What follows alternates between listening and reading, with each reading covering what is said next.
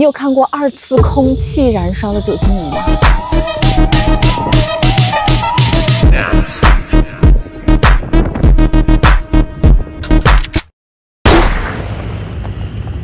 ？Hello， 小本来了。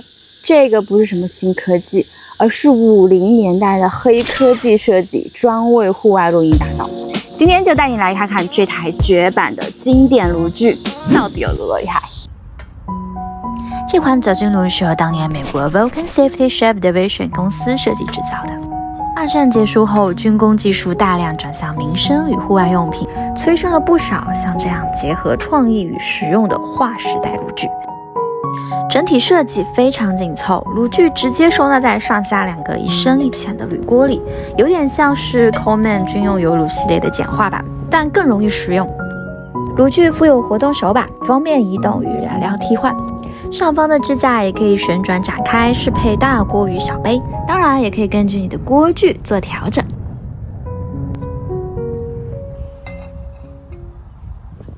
好，厉害的来了！这颗炉头是3环结构设计，内外通气系统设计的非常精巧。来，按压后转个弯来看一下内部。外环运用热气流导入空气，再透过4个吸气口将空气吸入中间加热夹层及炉心柱，加热后在内环2侧密集出口处进行2次空气燃烧。同时，炉膛底部有固体燃料盒，靠近石棉圈进行密室燃烧。炉心中柱会被加热至红热状态，开始释出强烈热辐射。这种方式比一般酒精蒸汽火焰更能抗风，而且加热更均匀。这台炉本来是使用自家的固体燃料罐，但早已停产。手上的这个成年燃料罐也已经变质。这次我改用类似小岛饭盒炉的方式加以改造。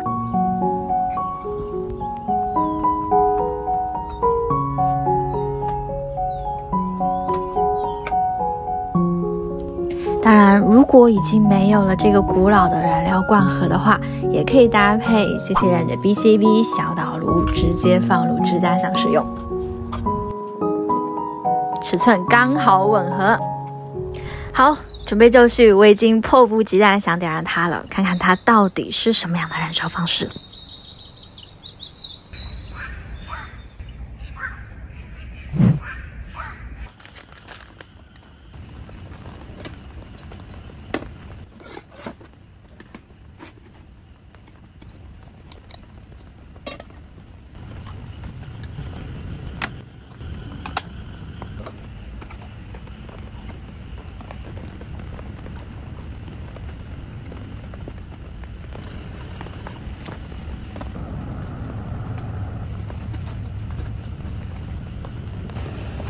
我现在这边放的是元素图，让大家可以看到真实的2次燃烧老炉的启动情况。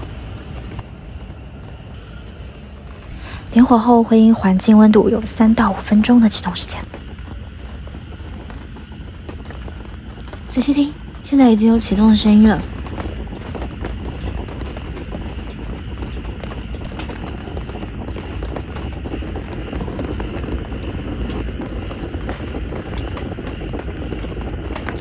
关灯看一下会更清楚。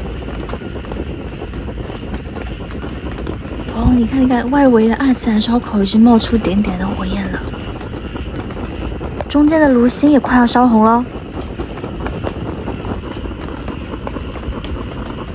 哦，起来了，这就是它2次燃烧的声音，产生了很多火苗，这些气孔出来的都是2次燃烧的火焰。哇塞，炉心整个烧红了。已经产生辐射热了，这样它在里面的加热会很稳定。由于这样对流供氧非常的充足啊，燃料的损耗怎么样？很低，有一种老了都是法拉利的感觉。这次用的是收纳盒的下锅，也是铝锅，上盖没有用，因为有贴纸嘛。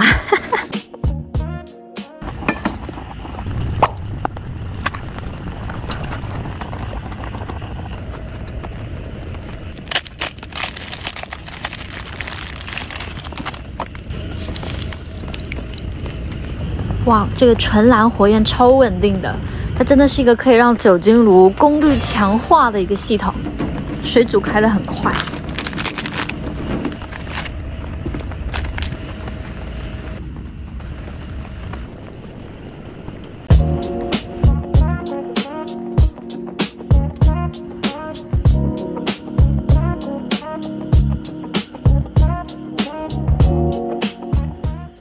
使用之后看下锅底，一点燃烧痕迹都没有。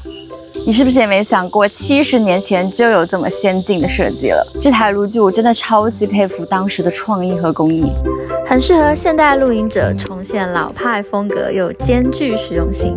你看，我发现它和小黑锅也很搭配哦，用它来做个早餐。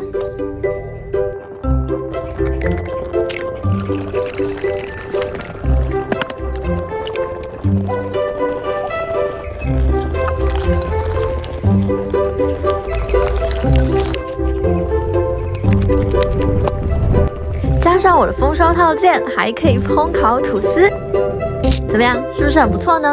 如果你也对老式露营装备有兴趣，欢迎留言跟我分享你的收藏或想看的装备，也别忘了帮我按赞、订阅、开启小铃铛。小岛会继续带大家探索更多经典老炉具，我们就下次见啦，拜。